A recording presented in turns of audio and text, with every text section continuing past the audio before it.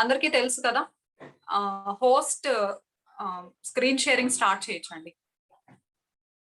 ఇవాళ మనం ఇక్కడ కనెక్ట్ అవ్వడానికి మెయిన్ రీజన్ అందరికీ తెలుసు. కిడ్స్ హెల్త్ మీద ఇంకా కొంచెం అవేర్‌నెస్ తీసుకోవాలి అననేసి అందరూ కూడా చాలా ఎంతో ఇంట్రెస్ట్‌తో చాలా మంది మదర్స్ కనెక్ట్ అయ్యున్నారు. First of all I appreciate you all. ఎందుకంటే ఈ టైం చాలా ప్రైమ్ టైం మనకి. డిన్నర్‌కి కావాల్సినవన్నీ రెడీ చేసుకోవాలి. ఇక పిల్లలకి కావాల్సినవన్నీ కూడా రిక్వైర్మెంట్స్ అన్ని చూసుకునేటువంటి ప్రైమ్ టైంలో మీరు కనెక్ట్ అయ్యారు అనంటే you want to learn something, you want to educate more అననేసి నేను అర్థం చేసుకోగలను. కరెక్ట్ గా ఎగ్జాక్ట్లీ 1 అవర్ తర్వాత మీరు ఖచ్చితంగా మీరు మీ ఎక్స్పెక్టేషన్ ఏదైతే ఉందో ఈ కాల్ కి కనెక్ట్ అవ్వడానికి దాన్ని 1000% ఫుల్ఫిల్ చేసుకొని బ్యాక్ హోమ్ వెళ్తారనమాట. మరి ఇక్కడ చాలా రోజులుగా మనం వింటున్నాం థర్డ్ వేవ్ ఈస్ ఇన్ఎవిటబుల్ అననేసి. థర్డ్ వేవ్ ఈస్ ఇన్ఎవిటబుల్ అంటే తప్పనిసరిగా ఇండియాని థర్డ్ వేవ్ హిట్ చేయబోతోంది అననేసి చాలా సార్లు మనం వినున్నాము. అయితే ఈ థర్డ్ వేవ్ ఏంటంటే ఫస్ట్, సెకండ్ లాగా కాకుండా పిల్లల్ని ఎక్కువగా ఇంపాక్ట్ చేయబోతోంది, ఎక్కువగా ఎఫెక్ట్ చేయబోతోంది అననేసి వినడం వల్ల మనలో కాస్త కంగారు ఎక్కువగా ఉంది.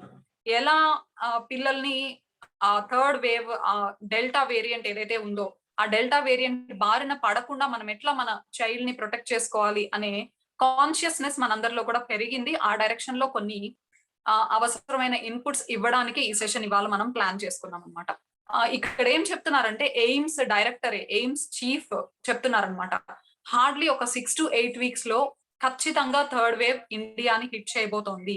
అండ్ ఎవరైతే దీనికి ఒక సొల్యూషన్ ఏమని చెప్తున్నారంటే, అంటే ఎక్కువగా ఎఫెక్ట్ కాకుండా ఉండాలన్నా, తప్పించుకోవాలన్నా, ఓవర్కమ్ అవ్వాలన్నా vaccination is the first thing అని చెప్తున్నారనమాట.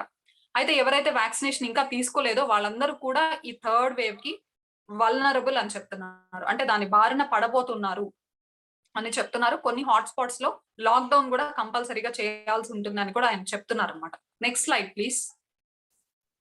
అయితే ఇక్కడ ఏమంటున్నారంటే అప్రాక్సిమేట్ గా ఇండియా వైడ్ 5% పాపులేషన్ మాత్రమే 2 డోసెస్ కంప్లీట్ చేసుకున్నారంట. 5% పాపులేషన్ మాత్రమే 2 డోసెస్ ఆఫ్ వ్యాక్సినేషన్ కంప్లీట్ చేసుకున్నారు. అంటే ఇంకా బోలెడంత మంది కవర్ చేయాల్సింది ఉంది. మరి అది ఆ 5% వ్యాక్సినేషన్ అనేది సరిపోతుందా థర్డ్ వేవ్ ని మనం ఎఫెక్టివ్ గా ఫేస్ చేయడానికి అని చెప్పేసి ఇక్కడ క్వెషన్ చేసుకుంటున్నారు. అయితే ఇక్కడ ఏంటంటే, ఇక్కడ మనం ఎందుకు కంగారు పడుతున్నాం చిల్డ్రన్ గురించి అనంటే, చిల్డ్రన్ కి ఇంకా వ్యాక్సినేషన్ మనం ఇప్పించుకోలేదు. అంటే ఇప్పుడు ఇస్తున్నటువంటి వ్యాక్సిన్స్ పిల్లలకి వేస్తే ఏమి ఇబ్బంది లేదా? లేకపోతే పిల్లలకి వేయించినందువల్ల అవి ఎఫెక్టివ్ గా పనిచేస్తాయా? వాళ్ళలో ఎలాంటి అడ్వాంటేజెస్ ఉంటాయి అనేది మనకి ఇంకా క్లారిటీ లేదు. బికాస్ ఆ డైరెక్షన్ లో ఇంకా రీసెర్చ్‌లు ప్రస్తుతానికి ఇంకా జరుగుతూ ఉన్నాయి. ఇంకా ఒక కన్‌క్లూజన్స్ అయితే ఇంకా రాలేదన్నమాట. సో చిల్డ్రన్ కి మనం పిల్లలకి వ్యాక్సినేషన్ తీసుకోలేదు కాబట్టి, ఎవరైతే వ్యాక్సినేషన్ తీసుకోలేదో వాళ్ళు మోర్ ససెప్టబుల్ అని చెప్తున్నారు.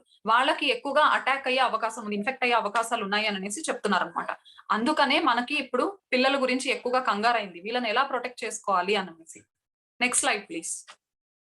అయితే ఇక్కడ ఇప్పుడు వస్తున్నటువంటి వేరియంట్ 100% మోర్ ట్రాన్స్మిసిబుల్. అంటే ఇంతకు ముందు వచ్చినటువంటి వేరియంట్స్ కన్నా కూడా వేవ్ 2 లో వచ్చిన వేరియంట్ కన్నా కూడా ఇప్పుడు మనకి రాబోతున్న వేరియంట్ 100% మోర్, అంటే ఎక్కువ మందిని ఎఫెక్ట్ చేయబోతోంది, ఇన్ఫెక్ట్ చేయబోతోంది, అటాక్ చేయబోతోంది. ఒక్కసారి ఇన్ఫెక్ట్ అయితే సింప్టమ్స్ ఎలా ఉంటాయి అని చెప్తున్నారంటే రన్నింగ్ నోస్ ఉంటుంది. అంటే ముక్కు విపరీతంగా జలుబుతో కారడము, గొంతు నొప్పి రావడం, జ్వరం ఉండడం, తలనొప్పి ఉండడం, దగ్గు కంటిన్యూస్ గా ఉండడము, కొంతమందిలో ఇంకా వామిటింగ్స్, డయేరియా ఇవి కూడా చూడొచ్చని చెప్తున్నారు.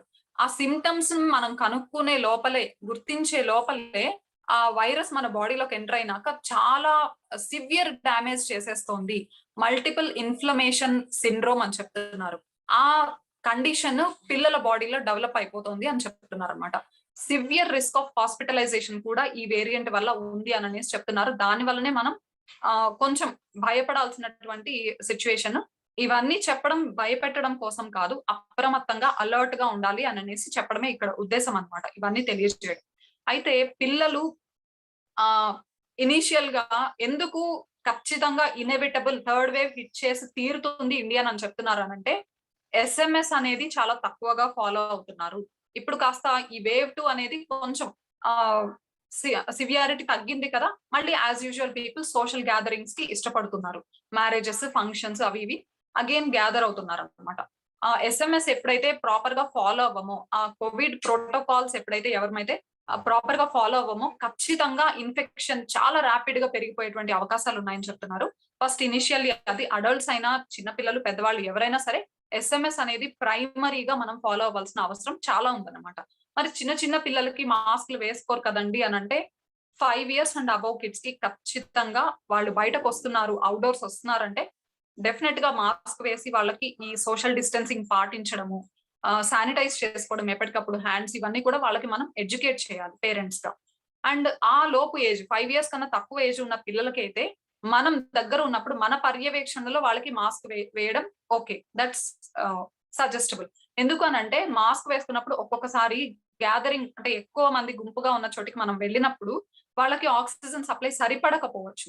అలాంటప్పుడు చాలా ప్రాబ్లమ్ అవుతుందన్నమాట. అందుకని మన పర్యవేక్షణలో ఉన్నప్పుడు మాత్రమే వాళ్ళకి మాస్క్ వేసి వాళ్ళని జాగ్రత్తగా చూసుకుంటూ ఉండాలి కేర్‌ఫుల్‌గా. ఇది 5 ఇయర్స్ అండ్ అబోవ్ అయితే కంపల్సరీగా మాస్క్ వేసుకొని రావాల్సిందే బయటకొచ్చినప్పుడు. ఇవి తీసుకోవాల్సిన ఫస్ట్ ప్రైమరీ ప్రికాషన్. అండ్ తర్వాత ఏంటనేది మనందరికీ తెలుసు. Next slide please. ఆహ్, ఎక్కువగా విన్నాం కదా! గత సంవత్సరం నుంచి 1 ½ ఇయర్ ఆల్‌మోస్ట్ వింటున్నాం. ఇమ్యూనిటీ, ఇమ్యూనిటీ, ఇమ్యూనిటీ అననేసి. ఖచ్చితంగా ఇమ్యూనిటీని బాగా బిల్డ్ చేసుకోవడం, బాగా భారీగా బిల్డ్ చేసుకోవడం అనేటువంటిది నెక్స్ట్ మనకున్నటువంటి ఆప్షన్ అన్నమాట. Best option. దీని కోసంగా ఇమ్యూనిటీ బిల్డ్ చేసుకోవాలంటే ఇది ఒక డైలీ ప్రాక్టీస్, డైలీ డిసిప్లిన్ చెప్పాలంటే. జస్ట్ ఓవర్‌నైట్ 2 డేస్, 1 వీక్‌కి వచ్చేసేదైతే కాదు. మరి ఏంటి ఇమ్యూనిటీ బాగా ఉండాలి అనంటే 3 ఫ్యాక్టర్స్ ఇక్కడ. బ్యాలెన్స్డ్ న్యూట్రిషన్, సమతుల ఆహారం. ఈ పదం మనం చాలా సార్లు మనం వినుంటాం. న్యూట్రిషనిస్ట్ దగ్గర వినుంటాము. ఒక పీడియాట్రిషియన్ దగ్గర వినుంటాము. బ్యాలెన్స్డ్ న్యూట్రిషన్ అనేది చాలా ఇంపార్టెంట్ పిల్లల హెల్త్‌కి అని చాలా సార్లు వినుంటాం. And physical activity or exercise. తర్వాత వచ్చేసి వాళ్ళు నిద్ర. నైట్ టైమ్ 8-10 గంటల పాటు నిద్రపోతున్నారా లేదా అనేది చాలా చాలా ఇంపార్టెంట్. ఈ 3 ఫ్యాక్టర్స్ చాలా డామినెంట్ రోల్ పిల్లల ఇమ్యూనిటీ విషయంలో ప్లే చేస్తాయన్నమాట. మరి నిద్ర విషయానికొస్తే ఒకటి ఖచ్చితంగా మనం క్వెషన్ చేసుకోవాలి. పిల్లలు గ్యాడ్జెట్స్ లేకుండా స్క్రీన్స్ ముందు కూర్చోకుండా అర్లీగా పడుకుంటున్నారా? ఎంతమంది పిల్లలు వాటన్నిటిని పక్కన పెట్టేసి మొబైల్స్, ల్యాప్‌టాప్స్ ఏవైనా సరే, టీవీ వాటన్నిటిని దూరం పెట్టేసి అర్లీగా పడుకోవడం, అర్లీగా లేవడం అనేది చేస్తున్నారు. Night sleep is very important అన్నమాట. పగలు పడుకునేది కాదు. ఫస్ట్ ఆఫ్ ఆల్ ఇంకొక విషయం నేను చెప్పాలనుకున్నది చిల్డ్రన్, పిల్లలు, కిడ్స్ అంటే అప్ టు 18 ఇయర్స్. 18 సంవత్సరాల వరకు వాళ్ళని మనం పిల్లలుగానే పరిగణించాలి. అంటే ఇప్పుడు చెప్తున్నవన్నీ కూడా 18 ఇయర్స్ చిల్డ్రన్ వరకు అందరికీ ఫాలో అవ్వాల్సినటువంటి విషయాలన్నమాట. మరి ఆహ్, గ్యాడ్జెట్స్‌ని పక్కన పెట్టేసి ఎర్లీగా పడుకోవడం, ఎర్లీగా లేవడం అనేది పిల్లలకి అలవాటు చేయాలి. గ్యాడ్జెట్స్ పెట్టుకొని లేట్‌గా నిద్రపోవడం, లేట్‌గా నిద్ర లేవడం అనేది ఎంకరేజ్ చేయకూడదు. యాస్ ఎ పేరెంట్ మనమే వాళ్ళని ఎడ్యుకేట్ చేయాలి. అంటే ఇప్పటికైనా కరెక్షన్స్ చేసుకోకపోతే ఇంకెప్పుడు కరెక్షన్స్ చేసుకుంటాం మనం. ఇప్పుడు అంటామండి ఏదన్నా హెల్త్ ఛాలెంజ్ వచ్చినప్పుడు, ఈ బాబు ఆడడండి ఎక్కువ కూర్చొని వీడియో గేమ్స్ లేకపోతే మొబైల్ ఎక్కువ చూస్తూ ఉంటాడు. లేకపోతే ఈ బాబు జంక్ ఫుడ్ ఎక్కువ తింటుంటాడు. అంటే తన మీద చెప్తున్నామంటే అదసలు అలవాటు చేసింది ఎవరు? జంక్ ఫుడ్ ఎక్కువగా తినడం అలవాటు చేసింది ఎవరు? మొబైల్స్ ఎక్కువగా చూడమని ఎవరు అవకాశం ఇచ్చింది?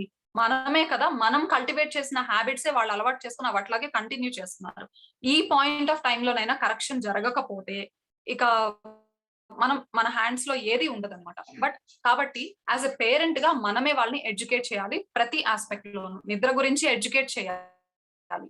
వాళ్ళు ఏం చేయాలన్నా, బుక్ రీడింగ్ చేయాలన్నా, చదువుకోవాలన్నా, ఆడుకోవాలన్నా మొబైల్ టైమ్, స్క్రీన్ టైమ్‌ని రెస్ట్రిక్ట్ చేయాలి ఖచ్చితంగా.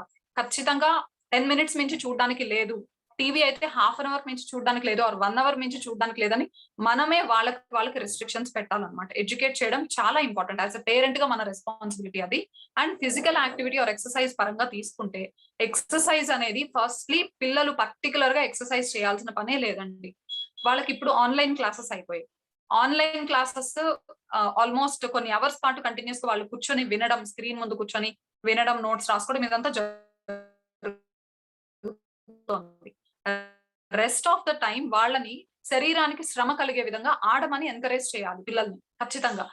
మళ్ళీ అగైన్ మొబైల్ ముందు కూర్చొని వీడియో గేమ్స్ ఆడడం, ల్యాప్‌టాప్‌లో ఆడుకోవడం, లేకపోతే ఇండోర్ గేమ్స్ వరకే వాళ్ళని పరిమితం చేయడం అలా కరెక్ట్ కాదనమాట. మార్నింగ్ టైమ్స్‌లో అయితే ఆ సన్‌లైట్‌కి ఎక్స్‌పోజ్ అయ్యేలాగా ఆడమని వాళ్ళని ఎంకరేజ్ చేయాలి.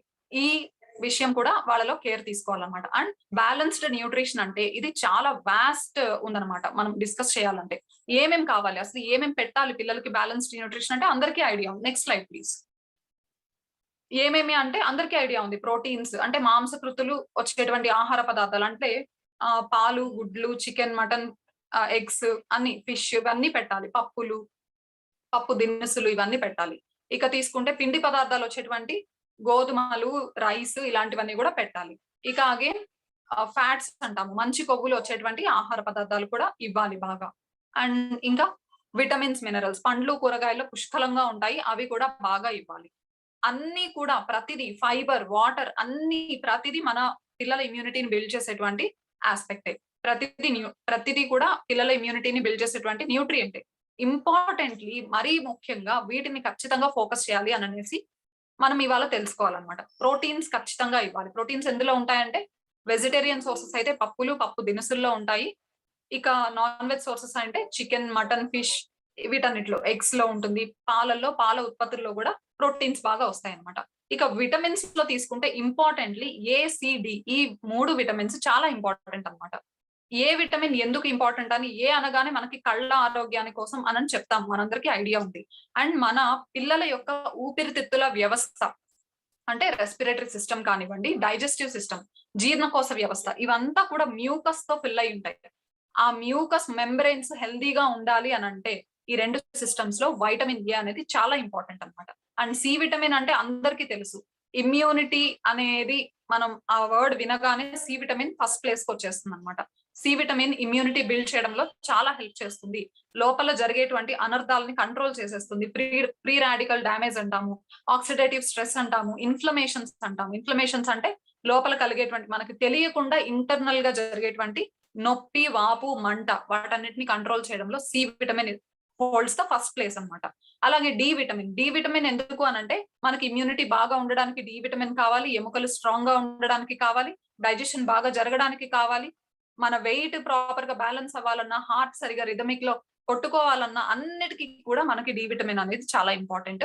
ఇవన్నీ వచ్చేటువంటి ఆహార పదార్థాలు. ఏ విటమిన్ తీసుకుంటే గ్రీన్ కలర్ లో ఉండేటువంటి ఫ్రూట్స్, వెజిటబుల్స్, లీఫీ వెజిటబుల్స్ వాటిల్లో ఏ విటమిన్ పుష్కలంగా ఉంటుంది. అలాగే ఆరెంజ్ కలర్ లో ఉండేటువంటి పండ్లు, కూరగాయల్లో కూడా ఏ విటమిన్ చాలా ఫుల్ గా ఉంటుంది. అవి ఎక్కువగా పెట్టాలన్నమాట. సి విటమిన్ అంటే అందరికీ తెలుసు. నిమ్మ జాతి పండ్లలో అన్నిటిలో ఇన్‌ఫాక్ట్ పైనాపిల్, మ్యాంగో, జామకాయ వీటిలో కూడా సి విటమిన్ ఉందన్నమాట.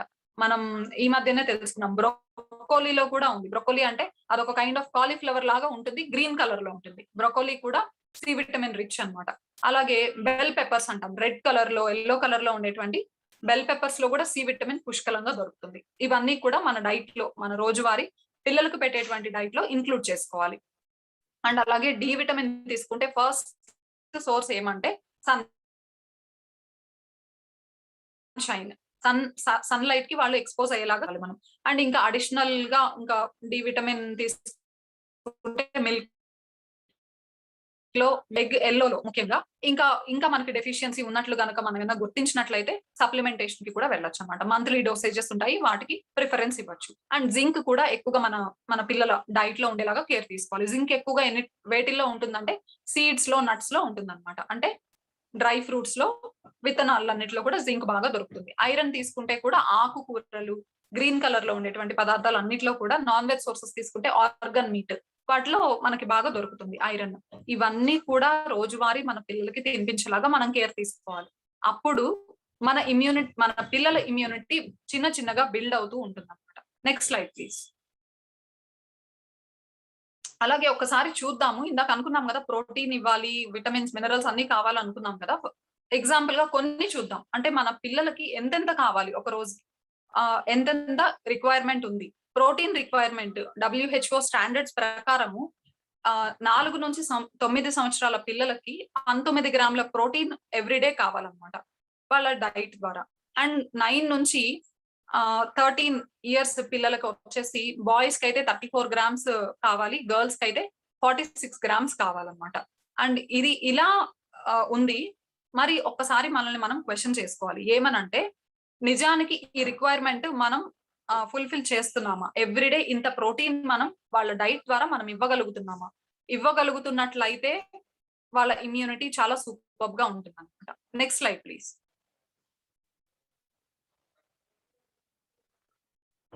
Next slide please. ఇక్కడ చూస్తే కాల్షియం ఆర్‌డీఏ డబ్ల్యూహెచ్ఓ స్టాండర్డ్స్ ప్రకారం కాల్షియం ఆర్‌డీఏ ఎలా ఉంది అంటే ఆన్ అన్ యావరేజ్ 1000 మిల్లీగ్రామ్స్ అయితే పిల్లలకు అవసరం అండి. పిల్లలు ఆడుకుని వచ్చిన తర్వాత ఈవినింగ్ అయ్యేసరికి కాళ్ళు నొప్పులుగా ఉన్నాయంటారు. లేకపోతే టీత్ ఎక్కువగా క్యావిటీస్ ఉన్న టీత్ వాళ్ళలో మనం చూస్తూ ఉంటాము. ఇవన్నీ ఏంటంటే కాల్షియం డెఫిషియన్సీ ఉండడం వల్ల అలా జరుగుతుందన్నమాట. అండ్ అగైన్ ఇంకా కాళ్ళ నొప్పులు అనడము, లేకపోతే వాళ్ళకి టీత్ ఫార్మేషన్ నేనన్నట్లుగా ఇందాక. బోన్స్ వీక్‌గా ఫార్మ్ అవ్వడము. కొంతమంది పిల్లల్లో అయితే బౌ లెగ్స్ చూస్తూ ఉంటాము. ఇవన్నీ కూడా ఊరికే చిన్న చిన్న దెబ్బలకే ఫ్రాక్చర్స్, హెయిర్ లైన్ ఫ్రాక్చర్స్ అవ్వడం ఇలాంటివన్నీ కూడా కాల్షియం డెఫిషియన్సీ కిందకొస్తాయి. వాళ్ళకి every day each and every single day మనము ఆన్ అన్ యావరేజ్ చిన్న పిల్ల అప్ టు 18 ఇయర్స్ వరకు కూడా 1000 మిల్లీగ్రామ్స్ ఆఫ్ కాల్షియం అనేది డైట్ ద్వారా ఇవ్వాల్సిన అవసరం ఉందన్నమాట. Next slide please. And again iron చూద్దాం. ఆర్‌డీఏ ఎలా ఉంది? డబ్ల్యూహెచ్ఓ స్టాండర్డ్స్ ప్రకారం 1-3 ఇయర్స్ పిల్లలకొచ్చేసి 700 మిల్లీగ్రామ్స్ ఇవ్వాలి అని చెప్తున్నారు. 4-8 ఇయర్స్ అంటే 10 మిల్లీగ్రామ్స్ అంటున్నారు. అంటే ఆన్ అన్ యావరేజ్ 13 ఇయర్స్ పిల్లల వరకు ఏమంటే 10 milligrams per day iron requirement ఉంది. ఇవన్నీ కూడా ఎవ్రీ డే డైట్ ద్వారా, మీల్స్ ద్వారా వెళ్ళాల్సిందే. ఏవి కూడా బాడీలో స్టోర్ అవ్వవు. కొన్ని విటమిన్స్ మాత్రమే స్టోర్ అవుతాయి బాడీలో. ఫ్యాట్ సాల్యుబుల్ విటమిన్స్ అంటారు. అవి మాత్రమే స్టోర్ అవుతాయి. మిగతావన్నీ కూడా ఏ రోజుకి ఆ రోజు మనం ఫుడ్ ద్వారా పంపిస్తూ ఉండాలి వాళ్ళకి. ఇంటేక్ ఇస్తూ ఉండాలన్నమాట. Next slide please.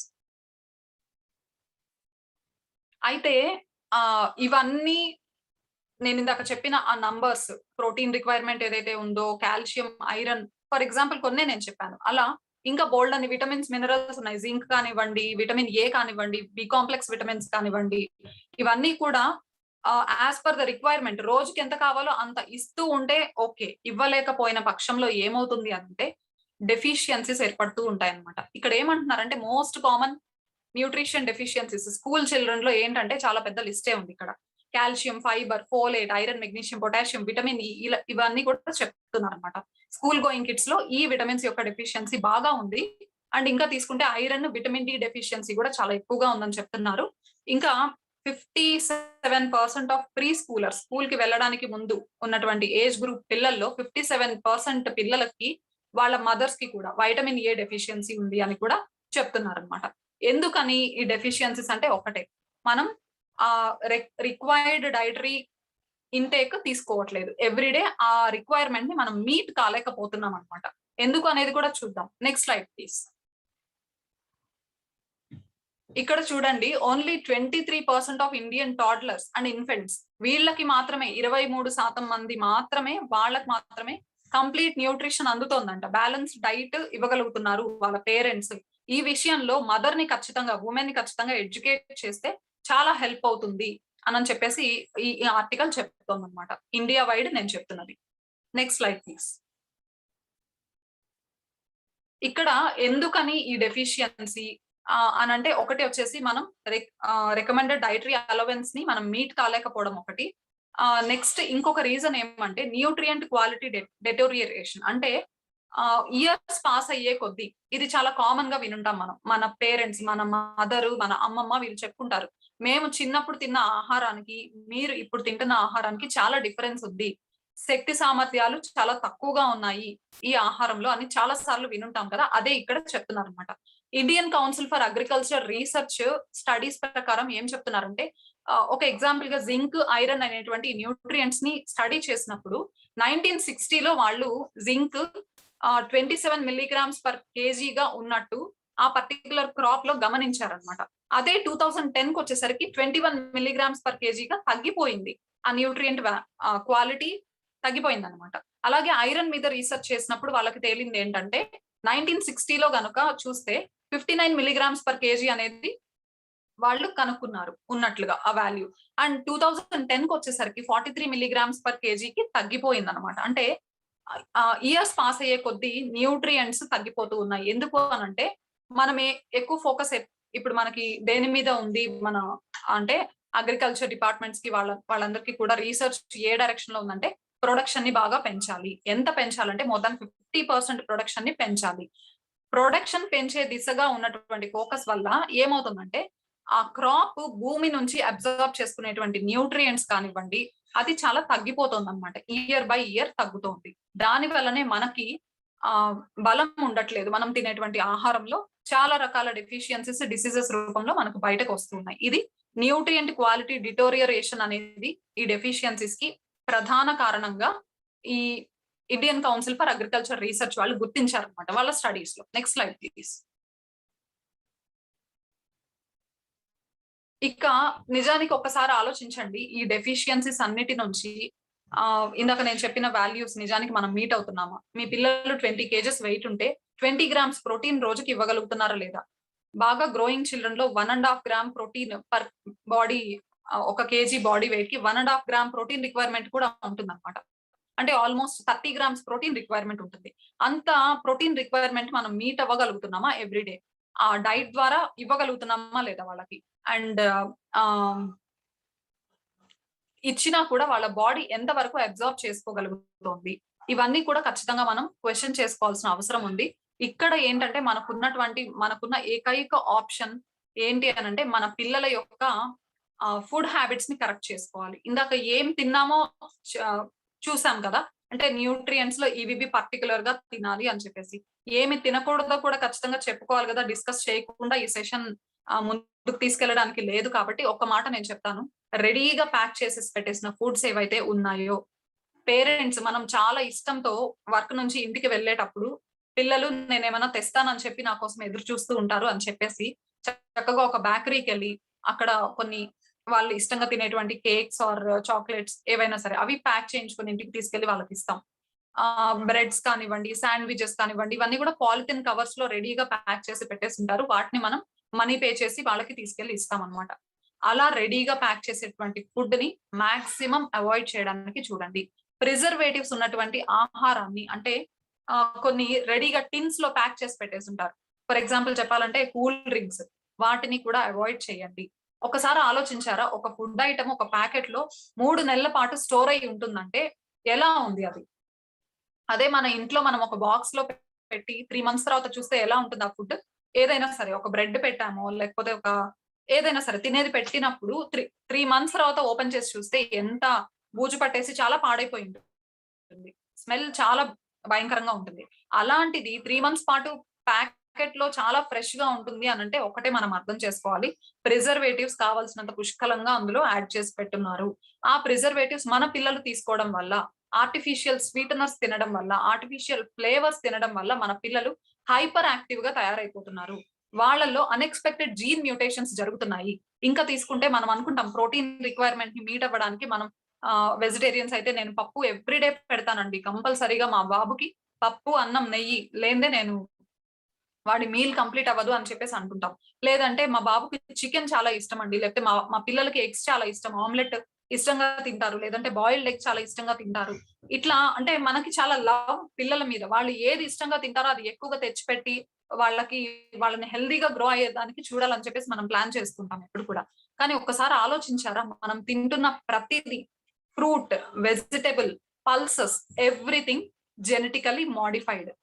Genetically modified organisms. అంటే ఆ ప్లాంట్ లో ఉన్నటువంటి నేచురల్ క్వాలిటీస్ ని మనకి నచ్చినట్టుగా మార్చేసాం. అలాంటివి మనం తినడం వల్ల మనలో చాలా చాలా హెల్త్ డిజార్డర్స్ బయటకొస్తూ ఉన్నాయి. చాలా చాలా హార్మోన్ ఇంబాలెన్సెస్ కి గురవుతూ ఉన్నాం మనం ఏజ్ వచ్చే కొద్దీ. పిల్లలు పెద్దయ్యే కొద్దీ ఆ ప్రాబ్లమ్ ఫేస్ చేస్తూ ఉన్నారు.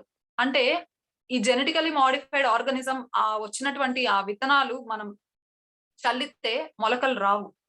ఎగ్స్ తింటున్నాము. హాప్లాయిడ్ ఎగ్స్ అవి మనం తినేది. డైప్లాయిడ్ ఎగ్స్ కాదు. ఇది హాప్లాయిడ్, డైప్లాయిడ్ ఇదంతా డిఫరెంట్ సైన్స్ అదంతా కూడా. అంటే ఆ ఎగ్‌ని హ్యాచ్ చేయడానికి చూస్తే దాని నుంచి కోడి పిల్ల బయటికి రాదు. ఒక్కసారి ఆలోచించండి. మనం స్టాల్‌లో పర్చేస్ చేసి తీసుకునేటువంటి చికెన్ అది ఫార్మ్‌లో పౌల్ట్రీ ఫార్మ్‌లో ఒక 1 మంత్ టు 45 డేస్ స్పాన్‌లో 3-4 కేజెస్ వెయిట్‌కి పెరుగుతదన్నమాట. ఆ విధంగా దాన్ని ఫీడ్ చేస్తారు. With lot of injections. Hormone ఇంజెక్షన్స్‌తో. అంటే దానికి ఎప్పుడు తినడం మీదే తన దృష్టంతా ఉంటదన్నమాట. బాగా తినడము, వెయిట్ పెరగడం. అదే ఒక నార్మల్‌గా మన ఇంటి చుట్టుపక్కల పెరిగేటువంటి హెన్స్‌ని గనక గమనిస్తే అది ఒక 3 to 4 కేజెస్ వెయిట్ లేదా ఒక 5 కేజెస్ వెయిట్ కి అది పెరగడానికి 9 months to 12 months టైం పడుతుంది. ఒక్కసారి ఆలోచించండి. 9 to 12 months టైం పట్టేటువంటి ఆ కోడిని ఒక 1 month to 45 days టైంలోనే దాన్ని పెద్దదయ్యేలాగా చేసి అది మనం తింటున్నామంటే అది మనకి ఎంత వరకు మంచి చేస్తుంది బాడీలోకి వెళ్ళాక. ఇది ఖచ్చితంగా మనం క్వెషన్ చేసుకోవాలి. ఇలాంటి ఫుడే మనం తింటున్నది. ఫ్రూట్స్ చూసినా కంప్లీట్లీ అడల్టరేటెడ్. ప్రతిదీ జెనెటికల్లీ మోడిఫైడ్. ఇలాంటి ఫుడ్ తింటున్నటువంటి డేస్ లో మనం ఉన్నాము. ఇలాంటి ఫుడ్ తినడం వల్ల మనలో అన్ఎక్స్పెక్టెడ్ జీన్ మ్యూటేషన్స్ జరుగుతున్నాయి. చాలా రకరకాలుగా పిల్లల్లో కూడా గర్ల్స్ తీసుకుంటే ఎర్లీగా మెచ్యూర్ అవ్వడము, ఇలాంటి ప్రాబ్లమ్స్ చాలా చూస్తున్నాము. మరి దీనికి ఒక సొల్యూషన్ ఏంటి? ఒక్కటే మన చేతిలో ఉన్నటువంటి ఆప్షన్ ఏంటంటే మన ఫుడ్ హ్యాబిట్స్ ని మార్చుకోవాలి. పిల్లల్ని ఎడ్యుకేట్ చేయాలి. సూపర్ మార్కెట్ కి పిల్లల్ని తీసుకెళ్లడం మనకి సరదా, వాళ్ళకి చాలా సరదా. అది ఉంటుంది కదా, బాస్కెట్ పట్టుకొని వాళ్ళకి నచ్చినవన్నీ టక బాస్కెట్ లో వేసేస్తుంటారనమాట. లేదంటే మూవింగ్ ట్రాలీ లాగా ఉంటుంది కదా, దానిలో కూర్చుంటారు చిన్న పిల్లలైతే. కూర్చుని మనతో పాటు వస్తూ ఉంటారనమాట. చాలా సరదాగా ఫీల్ అవుతారు వాళ్ళు. మరి వాళ్ళకి ఆ సూపర్ మార్కెట్ తీసుకెళ్ళినప్పుడు ఒక 5 minutes అక్కడ కాస్త టైం స్పెండ్ చేసి, నాన్న ఒక్కసారి ఈ ప్యాకెట్ ఇలా తిప్పి చూసి దాని మీద ఉన్నటువంటి న్యూట్రిషనల్ ఇన్ఫర్మేషన్ ఏంటి చదువు అని చెప్పి వాళ్ళని ఎడ్యుకేట్ చేయాలి. నువ్వు తింటున్న ప్రతి ఫుడ్ ఒక్కసారి ఆలోచించు. పిల్లలకి మనం నేర్పించాలి ఇదంతా కూడా యాజ్ ఎ పేరెంట్ గా. ఏమని ఒకసారి నువ్వు తినేటువంటి ఫుడ్ నీ చేతిలో పట్టుకొని దీని నుంచి నాకు ఏం న్యూట్రియంట్స్ వస్తాయి నా బాడీకి ఉపయోగపడేటువంటి ప్రోటీన్ వస్తుందా, విటమిన్స్ మినరల్స్ వస్తాయి, ఏం వస్తాయి అని చెప్పేసి నువ్వు ఆలోచించి అప్పుడు తిను నాన్న అని చెప్పి ఒక హ్యాబిట్ ని కల్టివేట్ చేద్దాం పిల్లలకి. అప్పుడు ఎందుకంటే మనం ఆల్ ద టైం మనం వాళ్ళ వెంటే ఉండం కదా, ప్రతిదీ మనమే చూసి చెప్పడానికి. అందుకని పిల్లలకే నేర్పించామంటే ఒక ఏజ్ వచ్చాక వాళ్ళకి ఆ హ్యాబిట్ ఇంకా డెవలప్ అయిపోతుంది. మా అమ్మ చెప్పింది నాకు ఇలా చూడమని చెప్పి, న్యూట్రిషనల్ ఇన్ఫర్మేషన్ స్టడీ చేయమని, దానిలో సాచురేటెడ్ ఫ్యాట్స్ ఎంత ఉన్నాయి, క్యాలరీస్ ఎంత ఉన్నాయి, 100 grams కి ఎన్ని క్యాలరీస్ వస్తున్నాయి, కూల్ డ్రింక్ తాగబోయే ముందు కూడా నా పిల్లలకు నేను ఖచ్చితంగా చెప్తాను.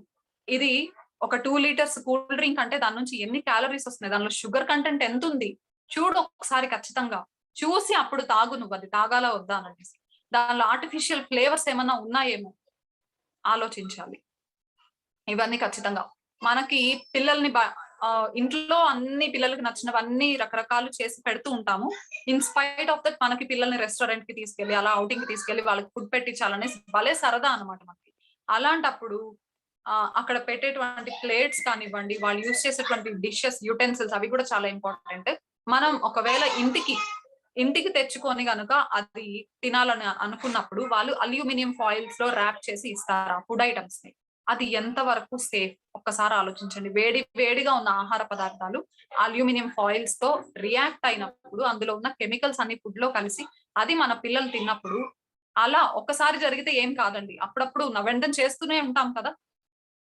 అలా జరిగినప్పుడు వాళ్ళ బాడీలో ఎలాంటి ఎఫెక్ట్ కనిపిస్తోంది ఒక్కసారి ఆలోచించండి. ఇంకా ఇలా చెప్తూ పోతే చాలా పెద్ద లిస్టే ఉంది. ఇవాళ సరిపోదు మాట్లాడడానికి. ఈ ఏరియాస్ అన్నిట్లో కూడా మన పిల్లల్ని మనం ఎడ్యుకేట్ చేసుకోవాలి ఖచ్చితంగా. అందుకే నేను అన్నది మన చేతిలో ఉన్న ఓన్లీ వన్ రైట్ ఆప్షన్ ఏంటి అనంటే, ఒక్కటే ఒక చాయిస్ ఏంటంటే రైట్ ఫుడ్ హ్యాబిట్స్ ని మన పిల్లలకి అలవాటు చేయాలి ఖచ్చితంగా. అండ్ నేను తింటున్నటువంటి ఆహారం ద్వారానే నాకు కావాల్సినటువంటి న్యూట్రియంట్ రిక్వైర్మెంట్ మొత్తం నాకు వచ్చేస్తోంది అని మనం ఒక భ్రమలో ఉండకుండా ఖచ్చితంగా సప్లిమెంటేషన్ హెల్ప్ తీసుకోవాలి. సప్లిమెంట్స్ అంటే మార్కెట్ లో ఎన్నో ఉన్నాయి. బట్ ఒక రైట్ సప్లిమెంటేషన్, ఒక రైట్ బ్రాండ్ ని చూస్ చేసుకోవడం అనేది యాజ్ ఎ పేరెంట్ గా మన రెస్పాన్సిబిలిటీ. ఇవాళ నేను మాట్లాడబోతున్నటువంటి బ్రాండ్ తీసుకుంటే న్యూట్రిలైట్ 85 సంవత్సరాల ఎక్స్పీరియన్స్ ఉన్నటువంటి బ్రాండ్ అన్నమాట. 1934 లో స్టార్ట్ అయ్యి 2021 వరకు కూడా ఆ బ్రాండ్ నెక్స్ట్ స్లైడ్ ప్లీజ్, ఎంతో మందికి వాళ్ళ అవసరాలను తీరుస్తూ, వాళ్ళ హెల్త్ ఛాలెంజెస్ నుంచి, కన్సర్న్స్ నుంచి బయటకు రావడానికి హెల్ప్ చేస్తూ, రీసెంట్ గా 2020లో ఎకనామిక్ టైమ్స్ వాళ్ళు ఇచ్చినటువంటి బెస్ట్ బ్రాండ్స్ అవార్డ్ ని కూడా తీసుకున్నటువంటి న్యూట్రిలైట్, మోస్ట్ ట్రస్టెడ్ బ్రాండ్ అనేటువంటి అవార్డు తీసుకున్నటువంటి న్యూట్రిలైట్ గురించి నేను ఈరోజు మాట్లాడుతున్నాను. అండ్ వరల్డ్ లోనే number 1 brand vitamins, dietary supplements ని అందించడంలో ప్రపంచం మొత్తం మీద ఉన్నటువంటి నంబర్ 1 బ్రాండ్‌గా న్యూట్రిలైట్ ఈరోజు మన చేతుల్లో మన ముందు ఉంది. ఈ న్యూట్రిలైట్ బ్రాండ్‌ని ఉపయోగించుకొని నెక్స్ట్ స్లైడ్ ప్లీజ్. ఈ బ్రాండ్‌ని ఉపయోగించుకొని రైట్ ఫుడ్ హ్యాబిట్స్‌ని కల్టివేట్ చేసుకుంటూ, మన పిల్లల ఫిజికల్ యాక్టివిటీ పరంగా మనము వాళ్ళని ఎంకరేజ్ చేస్తూ, వాళ్ళ స్లీప్ పరంగా చాలా కేర్ తీసుకుంటూ, నైట్ స్లీప్ మాత్రం చాలా ఇంపార్టెంట్. డే టైమ్ కాదు. డే టైమ్ నిద్రపోతున్నారు, నైట్ టైమ్ మేల్కుంటున్నారు అంటే it leads to another disorder. కాబట్టి అది ఖచ్చితంగా మనమే యాస్ ఎ పేరెంట్‌గా కేర్ తీసుకోవాలి. త్వరగా పడుకోవాలి, త్వరగా లేవాలి. అది పిల్లలకి ఖచ్చితంగా అలవాటు చేయాలన్నమాట. వీటన్నిటితో పాటుగా న్యూట్రిలైట్ సప్లిమెంటేషన్ హెల్ప్ గనం మనం తీసుకున్నామంటే, మన పిల్లలు చాలా హెల్తీగా గ్రో అవుతారు. ఇది మాత్రం నేను ఖచ్చితంగా చెప్పగలను. Next slide please. ఇలా మన పిల్లలంతా కూడా ఆహ్, వాళ్ళ సప్లిమెంట్స్‌తో, న్యూట్రిలైట్‌తో పేరెంట్స్ అలవాటు చేసినటువంటి మంచి హ్యాబిట్స్‌ని అలాగే వాటిని అలాగే అలవాటు చేసుకుంటూ ఆహ్, ఇందాక నేను చెప్పాను కదా! ఫుడ్ చేతిలో ఉన్నప్పుడు ఏమొస్తుంది దీని నుంచి నాకు తింటే అనేటువంటి ఆలోచన దృక్పథంతో ముందుకు వెళ్తూ సప్లిమెంటేషన్‌ని వాళ్ళ లైఫ్‌లో యాడ్ చేస్తున్నటువంటి పిల్లలు ఇక్కడ మీరు ఈరోజు స్క్రీన్ మీద చూస్తున్నారనమాట. ఒక్కటేనండి. మన పిల్లలు మనకు చాలా ఇష్టం. అంటే ఇప్పుడెలా అయిపోయిందంటే, నా పాపని నేను ఎంత మంచి ఇంటర్నేషనల్ స్కూల్‌లో చదివిస్తున్నాను. ఎన్ని లాక్స్ ఆఫ్ రూపీస్ పే చేసి నా పక్కన వాళ్ళకన్నా కూడా, నా నెయిబర్స్ కన్నా, లేకపోతే మా రిలేటివ్స్ కన్నా నేను నా పిల్లల్ని ఎంత మంచి స్కూల్‌లో నేను చదివిస్తున్నాను. అదే ఒక కాంపిటీటివ్ వరల్డ్ అయిపోయిందనమాట. వాళ్ళ ఎడ్యుకేషన్ మీద నేనెంత పెడుతున్నాను, ఎంత ఇన్వెస్ట్ చేస్తున్నాను. ఎందుకంటే ఎడ్యుకేషన్ ఇస్తే వాళ్ళకి నేను ఇంక లైఫ్‌లో అల్టిమేట్ థింగ్ ఇచ్చేసినట్లే కదా! అనేటువంటి మన opinion. At the same time as a మదర్‌గా, యాస్ ఎ ఫాదర్‌గా మనం కేర్ తీసుకోవాల్సిన ఇంకొక యాస్పెక్ట్ కూడా ఏంటంటే, వాళ్ళేం తింటున్నారు? వాళ్ళ హెల్త్ ఎలా ఉంది? వాళ్ళ గ్రోత్ ఎలా ఉంది? గ్రోత్ భయంకరంగా కంపేర్ చేసుకుంటాం. హైట్ ఉన్నారు, లేకపోతే లావున్నారు, బొద్దుగా ఉన్నారా? లేదా లేకపోతే సన్నగా ఉన్నారా? ఇదంతా కాదండి. హైట్ ఖచ్చితంగా చూసుకోవాలి. హైట్ పిల్లలు పెరుగుతున్నారనే దానికి వన్ ఆఫ్ ద పారామీటర్. అలాగే వాళ్ళ స్ట్రెంగ్త్ ఎలా ఉంది? సీజన్ మారినప్పుడు వాళ్ళు ఎలా రియాక్ట్ అవుతున్నారు? సీజన్ మారగానే వీళ్ళకి దగ్గు, జలుబు, తుమ్ములు విపరీతంగా వస్తున్నాయా? ఫీవర్ వస్తోందా? లేదు ఫీవరు, దగ్గు, జలుబు, తుమ్ములు ఇవన్నీ వచ్చినప్పటికి కూడా తట్టుకోగలుగుతున్నారా? గమనించండి. అంటే దట్ ఇండికేట్స్ దేర్ స్ట్రెంగ్త్. వాళ్ళ స్టామినా ఏంటి అనేది అక్కడ తెలుస్తుందనమాట. అంతేగాని పిల్లలు లావుగా ఉన్నారా? సన్నగా ఉన్నారా? అనేది కాదు. వాళ్ళకి ఇంటర్నల్‌గా ఎంత స్ట్రెంగ్త్ ఉందనేది చాలా ఇంపార్టెంట్ అన్నమాట. సో, ఈ యాస్పెక్ట్‌లో ఖచ్చితంగా మనం మన పిల్లల్ని బిల్డ్ చేసుకోవాల్సినటువంటి అవసరం ఉంది. అంటే వాళ్ళ ఎడ్యుకేషన్‌కి ఎంత ఇంపార్టెన్స్ ఇస్తున్నామో, వాళ్ళకి అసెట్స్ క్రియేట్ చేయాలని చెప్పి ఎంత తపన పడుతున్నామో మనము ఆల్ ద పేరెంట్స్ అనుకుంటాం కదండీ! నేను ఒక 100 స్టెప్స్ ఎక్కేసి అక్కడి వరకు నా పిల్లలకి నేను ఏర్పాటు చేస్తే, నా చైల్డ్ 100 స్టెప్ నుంచి తన కెరియర్‌ని స్టార్ట్ చేయాలి. చాలా మంది పేరెంట్స్‌కి ఉన్నటువంటి డ్రీమ్ అన్నమాట.